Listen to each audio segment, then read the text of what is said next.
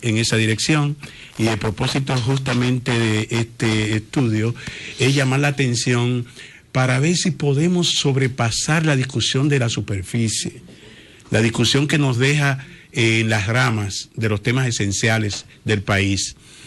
Hemos estado en los últimos días abogando con un grupo de expresidentes y exsecretarios generales del ADP y algunos que fuimos exministros como Ibelice Prat y quien lleva la palabra, para que esta situación por la que atraviesa la escuela dominicana pueda ser abordada con entereza por el presidente Danilo Medina. Precisamente el ranking se dio a conocer con algún retraso. Habíamos programado para finales de enero, siempre queremos entregarlo un mes después de haber terminado el año lectivo o el año fiscal, pero coincidió con que ese día 5 del mes pasado se paralizaron las escuelas públicas del país. Y hacía más de 20 años que no se daba una paralización general. Habían conflictos por pago de salario, problemas de seguro médico en determinadas provincias y municipios, pero una paralización de labores no se había dado en los últimos 20 años después de aquel primer plan decenal de educación. Ni se lo hicieron a Ligia, ni a Milagros, ni a Alejandrina, ni a mí, y ni siquiera a la ministra actual en los primeros 2 años que ha estado al frente del ministerio. ¿Y a qué atribuyes que ahora? Esto obliga a que hagamos un alto. Y yo le he pedido a mi compañero Danilo Medina, que ha mostrado su interés por este tema esencial, que ha hecho un compromiso que históricamente va a dejar una huella.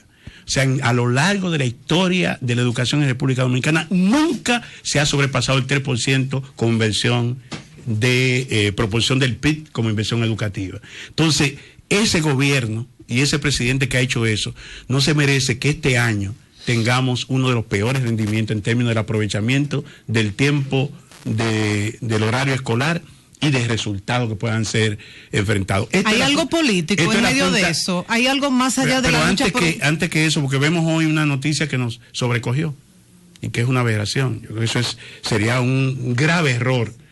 PLD evaluará conducta del presidente de la ADP. Que políticamente se quiera ahora sacrificar a Eduardo Hidalgo, que está jugando un papel como cabeza de gremio. Pero yo quiero insistir en que esto es simplemente la punta del iceberg.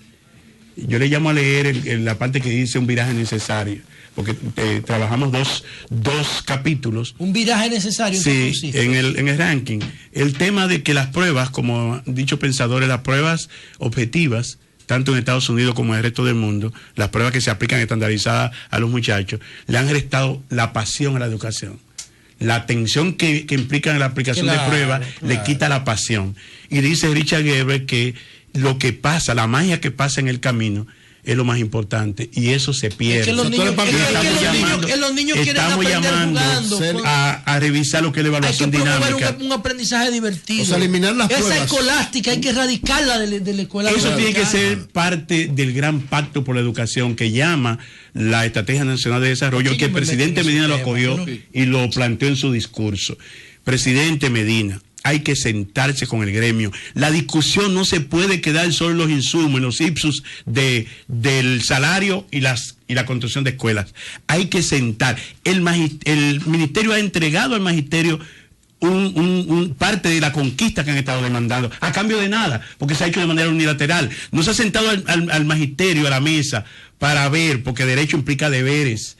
Y las diferencias son mínimas, naturalmente, al nivel que ha llevado la confrontación. Solo el presidente Medina puede lograr, a través del Pacto por la Educación, zanjar esas diferencias. Bueno, Danilo es el líder, Danilo de alguna manera lidera el sector magisterial en República Dominicana a través de sus estructuras históricas.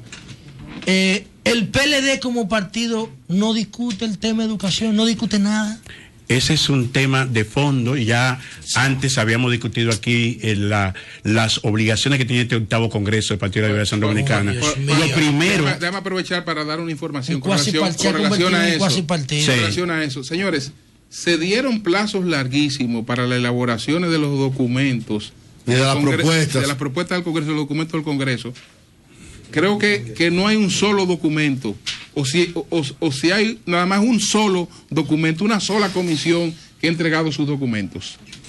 Nada más. De un conjunto de propuestas. De los 15. No han entregado. De los 15 no han entregado absolutamente nada. Eso tiene un problema de origen, Julio. Documentos que ya se debieron estar discutiendo. Julio, eso tiene un problema de origen. ¿Tú sabes por qué tiene un problema de origen? Porque ese plazo es cerrado, es compulsivo, es condicionado. Eso tiene que ser abierto. Así es. Hasta que llegue el punto de la. Los dos tienen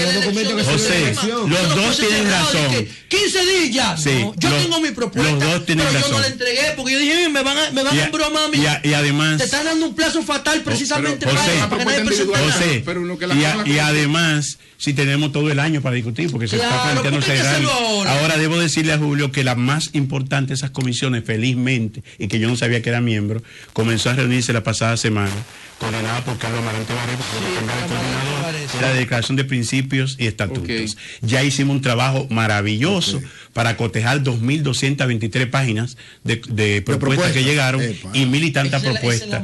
Ya hoy justamente, entre hoy y mañana, haremos una distribución de esos temas y a finales de abril es muy probable que tengamos. Y además hay un equipo, con todo el proceso que vinimos aquí, hablamos, un equipo de la base de presidentes intermedios que han logrado elaborar una propuesta que está circulando. La organización es la más complicada de todo, porque ahí es que está el poder. No. Estatutos, porque para que organización pueda proceder hay que decir quién es el miembro y quién es el miembro militante. Pero vamos al tema, que yo creo que es importante. Señores, no es posible que podamos salir de esta situación sin que veamos los problemas fundamentales de la educación dominicana. Aquí hay una brecha alfabética, que es también una brecha de comprensión, y es una deuda social, que ha comenzado a saldarse con el programa Quiqueya Aprende Contigo, y que hay vivencias, hay testimonios que yo llamo a que lo veamos con detenimiento. Pero cuidado, que hay una gran cantidad de niños y niñas de 0 a 14 años que también están siendo promovidos de la enseñanza primaria o básica sin saber leer ni escribir. ¿Cómo? Sin saber leer ni escribir. Aquí se aprobó una promoción automática de niños de primero a segundo grado para bajar el nivel de sobriedad de las escuelas, como uno de los objetivos que se plantea el milenio. Ahora no hay que buscar culpables, sino lo que no se hizo. Bueno. ¿Y qué ocurre? Que habían unas acciones remediales que el profesor de primer grado, del niño de primer grado, se la pasaba del segundo grado, y aquellas lagunas o deficiencias que arrastraban debían ser tratadas por el profesor de segundo grado. Eso no se hizo. Y entonces el niño está saliendo de cuarto grado sin dominio de la lectoescritura, y lo peor aún, señores, sin comprensión lectora. ¿Saben que una gran parte de estos muchachos que se queman, y ahí respondo la pregunta de Julio, reprueban porque no entienden la pregunta del ítem del examen que se le aplica, que es lo peor, y con eso lo penalizamos? No es que no conozcan exactamente el contenido de la disciplina que se le está evaluando, sino que no entienden, no comprenden la pregunta que se le hace, y eso es gravísimo. Ese es un déficit que tenemos que superar. Por eso, y aquí ustedes lo pueden ver en un cuadro, de un total de 43.528 alumnos que se examinaron en octavo grado de básica, apenas erraron 65 puntos, que es con lo que se evalúa si aprueba o no. Exacto, 801 alumnos de octavo grado, y eso es apenas un 0.6% de los que fueron examinados. Eso es una barbaridad. Ese es el gran problema que tenemos en República Dominicana. Y entonces encima... Melanie, pues repite ese dato, por favor. Excúsame. Y debo decirle que incluso eso no puede ser, porque esos datos son del Ministerio de Educación. Repite ese dato. De 143.528 estudiantes de octavo grado, que se supone que es donde ya se evalúan para darle el certificado de suficiencia de los estudios primarios o básicos. Ya de toda la primaria. Sí, 801 alumnos pasaron las materias. Me paré, como dice lo que significa el 0.6% de ellos. Y en general, sin incluir media. Pasó, señor. Si incluimos todo el sistema, se examinaron 220.348 alumnos de básica y media, también están los de bachillerato. Pasaron 3.129 para 1.4%. En media le fue un poquito mejor. Ahora, ¿esos alumnos reprobaron el curso? No, porque hay una nota, esto tiene un 30% del peso, pero es el contenido de lo que los muchachos tienen que dominar. Es el resultado del proceso de la enseñanza. Los demás son promovidos por la nota de presentación, que es el colchón que se aplica entonces las escuelas. Y eso, entonces, señores, esa es la brecha primaria de la alfabetización. La otra brecha es la digital.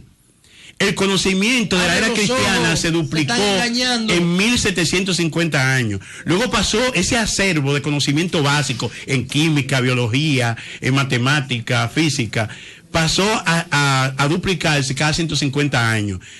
Mediados de la década de los 60 cada 50 años, al entrar el siglo cada 5 años. Se proyecta que al 2020 el conocimiento, el acervo de conocimiento como el genoma humano se va a duplicar cada 73 días. Lo que significa que la gestión educativa de hoy tiene que ser una gestión del conocimiento. Y estamos lejos de eso. Presidente Medina, eso no se puede dejar a la simple discusión de un problema salarial o un problema de construcción de escuelas. Tenemos que ir al fondo del problema. Hay que ver qué es lo que pasa debajo de esa punta del iceberg, que es la que refleja este estudio. ¿No salen los colegios privados también? Eso en general son detalles. ¿Por qué? Porque nosotros tenemos una educación que mira hacia el pasado. Es la educación que se fundó sobre el taylorismo y el fordismo, de que las escuelas están agrupadas los niños y niñas por edades, con un timbre para la hora de entrada y salida. Es una reproducción de lo que fue la industrialización. Y ya sobrepasamos eso. ¿Por qué los muchachos no quieren volver a clase cuando terminan las vacaciones de Navidad? O hay que llevarlo con una grúa cuando termina las vacaciones de Semana Santa. Es aburrido, es aburrida. Y eso, acá hay unos superegos de nuestros pedagogos, unos superegos que no quieren ver que estamos anclados en el pasado y que tenemos que mirar al futuro. Hay una deuda social que dice que lo pasado, que esa alfabetización, esa brecha alfabética y de comprensión. Y hay un desafío que es la brecha digital. Ese es el llamado. Reinaldo Pared, no es adecuado que en público se quiera ahora lapidar a Eduardo Hidalgo. Y Julio, que escribió un artículo en el 2000 sobre mi salida del ADP, lo recordará. Y Julio lo hizo no por razones personales y no políticas.